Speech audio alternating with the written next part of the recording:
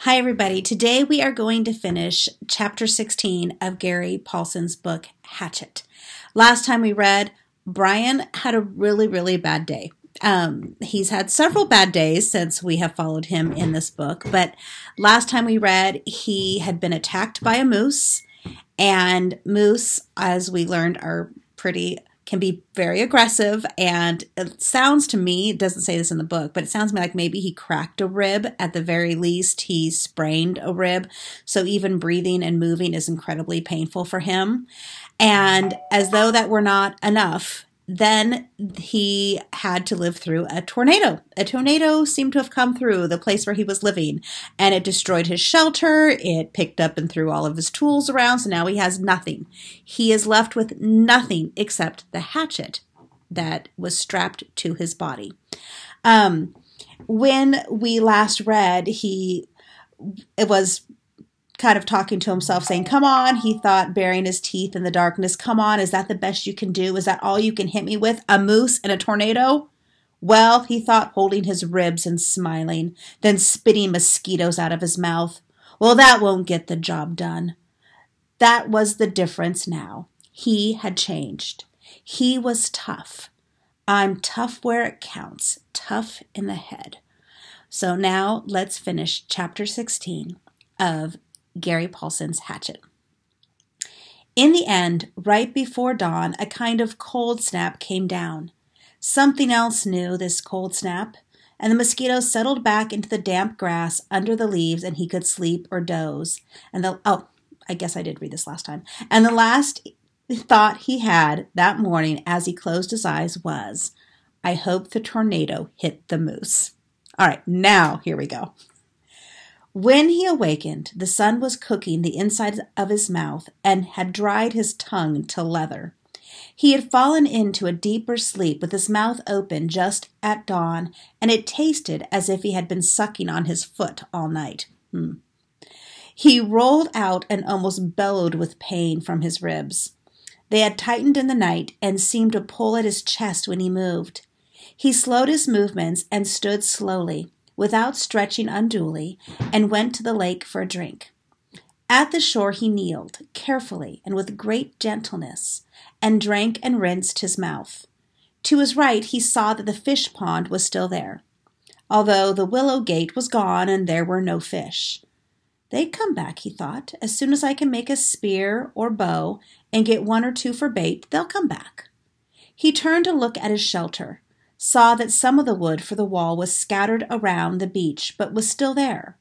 Then saw his bow jammed into a driftwood log, broken, but with the precious string still attached. Not so bad now, not so bad.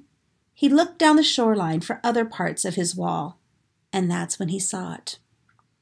Out in the lake, in the short part of the L, something curved and yellow was sticking 6 or 8 inches out of the water.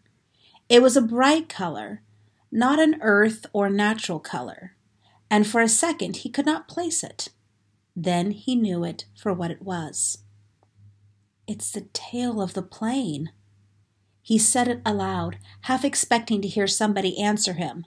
There it was, sticking up out of the water. The tornado must have flipped the plane around somehow when it hit the lake, changed the position of the plane, and raised the tail. Well, he thought, well, just look at that. And at the same moment, a cutting thought hit him. He thought of the pilot still in the plane, and that brought a shiver and massive sadness that seemed to settle on him like a weight.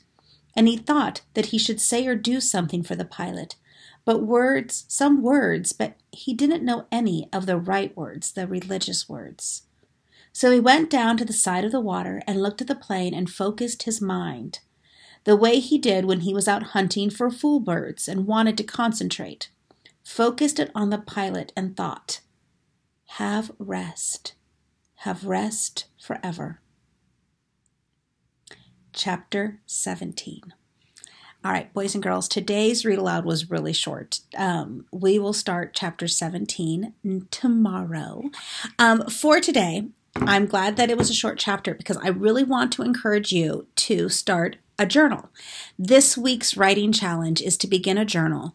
We are living through very historical times. I was talking on the phone with my 94-year-old grandmother, and 94 years old. And she was saying, she's never seen anything like this. And this is a woman who lived through World War II and also through the Great Depression. So she has seen quite a bit in her life. And she was very optimistic. She's a super positive person. She's a great role model for me.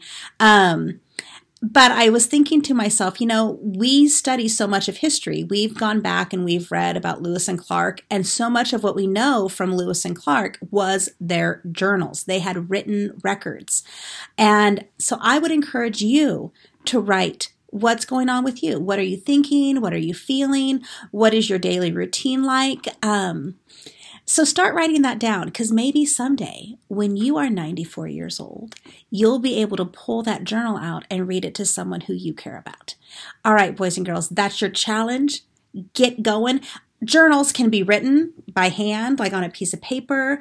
I'm thinking of our friend Connor, who loves to draw, Levi, who likes to cartoon, and he has these really detailed sketches with captions, and whatever you want to do for your journal that captures what's going on in your life and your thoughts and your feelings, go ahead and do. Some of you might want to do like a video blog kind of thing and record yourself like I'm doing during read alouds.